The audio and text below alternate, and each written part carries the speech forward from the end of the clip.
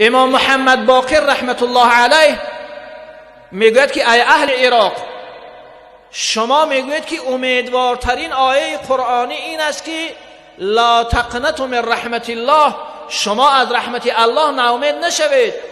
ان الله یغفر الذنوب جمیعا، الله چنان الله است که جمیع گناهان میبخشد. امیدوارترین آیه قرآنی این است. امام محمد باقر رحمت الله علیه حضرت میگوید که ما اهل بیت رسول اکرم صلی الله علیه و آله و سلم امید بر آن داریم که یعنی امید بر آیه ولسوف یعطیک ربک فترضی بیشتر است.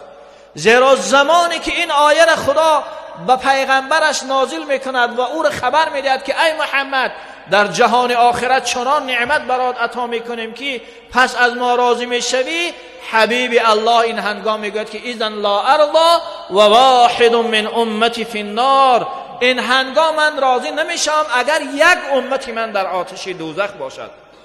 اگر یک امتی من در آتش دوزخ باقی بماند من راضی نمیشم ای پروردگارا. بزرگ میگوید که نماند به دوزخ کسی در گرو، نماند به دوزخ کسی در گرو، که دارد چنین سیدی پیش رو، عطای شفاعت چنانش دهند که امت تمامی ز دوزخ رهند. چنان الله برای این حبیبش شفاعت عطا میکند که تمام امت را از آتش دوزخ نجات میدهد. شفاعت لاهل الكبائر من امتی رسول اکرم صلی الله علیه و سلم، شفاعتی من از برای اهل کبائر از امت، یعنی کسانی که گناه کبیره هم انجام دادن، من اونها را شفاعت میکنم.